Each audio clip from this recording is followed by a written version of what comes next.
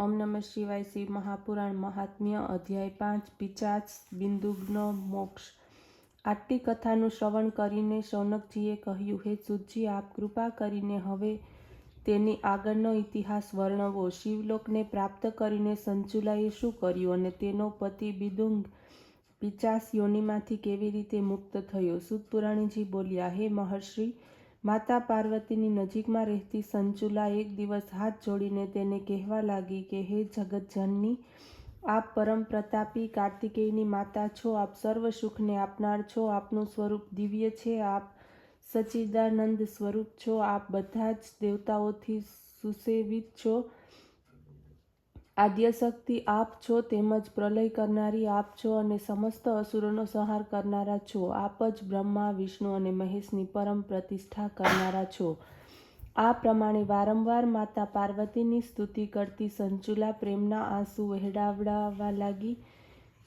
જ્યારે તેણે પોતાની વાતનું નિવેદન કરી લીધું ત્યારે શિવપ્રિયા પાર્વતીજી પ્રસન્ન થઈને એને કહેવા લાગ્યા, હે સંચુલા, હું તારી ભક્તિથી પ્રસન્ન છું. હવે તું તારી ઈચ્છાને ફલીભૂત કરનાર વરદાનને માંગ, હું સહર્ષ તને આપીશ. ત્યારે સંચુલાએ માથું નમાવીને કહ્યું, માતા, તમારી કૃપાથી મને કોઈ પણ વસ્તુની કામના બાકી રહી નથી, પરંતુ મને મારા પોતાના પતિના વિષયમાં કંઈ પણ જ્ઞાન નથી. હે માં, મારો પતિ મારા જેવો જ પાપી હતો. તેનું મૃત્યુ ઘણા સમય પહેલાં થઈ ગયું છે. હું જાણતી નથી કે પાપોને કારણે તે કેવી ગતિને પ્રાપ્ત થયો છે. તેનું આ વચન સાંભળીને પાર્વતીજીએ કહ્યું, તારો પતિ બિંદુક પોતાના પાપોને કારણે મહાનરકમાં પડ્યો છે. હવે તે પિશાચ બનીને વિંધ્યાચલ પર્વત પર પિશાચ યોનિ ભોગવી રહ્યો છે. ત્યાં તે ઘણો દુઃખી છે. આ વચનોને સાંભળીને સંચુલા ઘણી જ દુઃખી થઈ. ત્યારે તે પોતાના પતિની મુક્તિનો વિચાર કરવા લાગી. માતા પાર્વતીને તેણે કહ્યું, આપ મારા ઉપર દયા કરો, મારા નરાધમ પતિનો ઉદ્ધાર કરો, આપ મને તેનો ઉપદેશ આપો, જેના દ્વારા મહાનરકી પિશાચ યોનિમાંથી મુક્તિ પ્રાપ્તિ કરી શકાય. ત્યારે માતા પાર્વતીએ કહ્યું, સંચુલા, જો તારો પતિ શિવપુરાણની કથાનું શ્રવણ કરે તો તેનો ઉદ્ધાર થઈ શકે છે. તેમના વચનોને સાંભળીને સંચુલા પોતાના પતિના સમસ્ત પાપોનો વિનાશ કરવાને માટે પરમ પવિત્ર શિવ પુરાણની કથાને માટે વિનંતી કરવા લાગી. તેને આ પ્રમાણે પતિની મુક્તિને માટે આવેલો જોઈને જગતજનની મા પાર્વતીને દયા આવી. તેમણે શિવ કથામાં પારંગત તેવા તુંબરુ નામના ગાંધર્વને બોલાવ્યો અને કહ્યું, હે તુંબરુ, ગાંધર્વોમાં શ્રેષ્ઠ, તમે આ બ્રાહ્મણ પત્ની સંચુલાની સાથે વિંધ્યાચલ પર્વત ઉપર જાઓ. ત્યાં તેનો પતિ પોતાના પાપ કર્મોને કારણે મહાભયંકર પિશાચમાં રૂપમાં નિવાસ કરે છે. તે પોતાના પૂર્વ જન્મમાં વૈશ્યગામી હતો, બ્રાહ્મણના કર્મોથી દીન હતો, દુષ્ટ, ક્રોધ અને સજ્જનોથી દ્વેષ કરનારો હતો. તે હિંસક, દુષ્ટ પ્રકૃતિનો, ગરીબોને રંજાડનાર, બીજાના ઘરોને સળગાવી દેનાર, ચાંડાલ અને પોતાની જ પત્નીને વ્યભિચારિણી બનાવનાર હતો.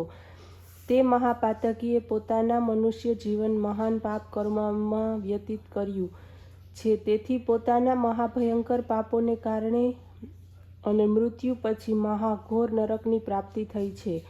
તે નરકની મહાભયાનક યાતનાઓને ભોગવી તે પિશાચ યોનિ બની વિંધ્યાચલ પર્વત પર રહે છે. તેની પત્ની પરમ પ્રિયા સંચુલાની ઈચ્છા છે કે તે પાપોમાં નાશ પામે અને તેની મુક્તિ પ્રાપ્ત થાય.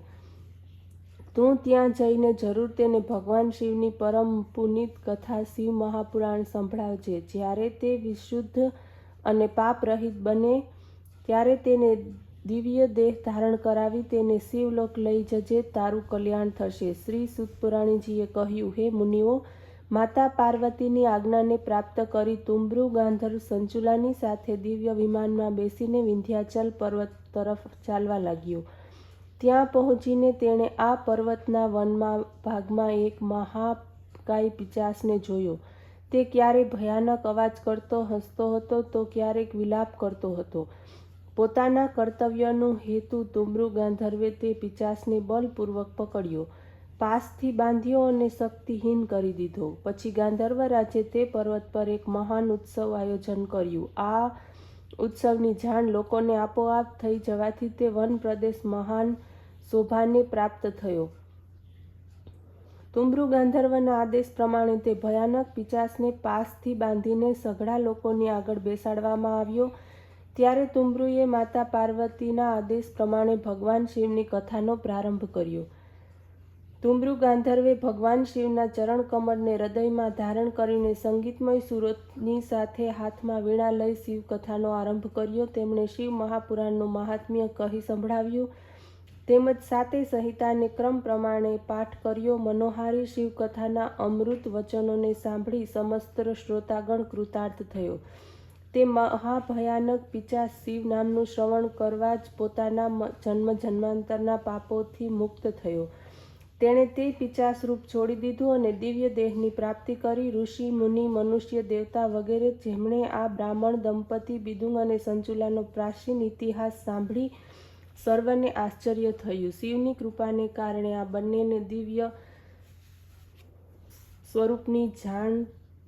સ્વરૂપની વાત જાણીને તેઓને પ્રસન્નતા થઈ. શિવલીલાનો મહિમા ગાતા તેઓ પોતપોતાના સ્થાને ચાલ્યા ગયા. બિદુંગ પોતાની પત્નીના પ્રયાસથી દિવ્ય સ્વરૂપને પ્રાપ્ત કરીને શિવ નામનું સંકીર્તન કરવા લાગ્યો. ત્યારે તુંબરુ તે બંનેને પોતાની સાથે વિમાનમાં બેસાડીને માતા પાર્વતીની સાથે શિવલોકમાં લઈ આવ્યા. ભગવાન શિવ અને માતા પાર્વતીએ તે બંનેનું પ્રસન્નતાપૂર્વક સ્વાગત કર્યું. શિવજીએ બિદુંગને પોતાના ગણ બનાવી લીધો.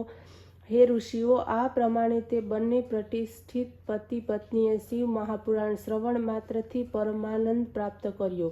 આ ઇતિહાસ પોતે જ એટલો પુણ્યકારક છે.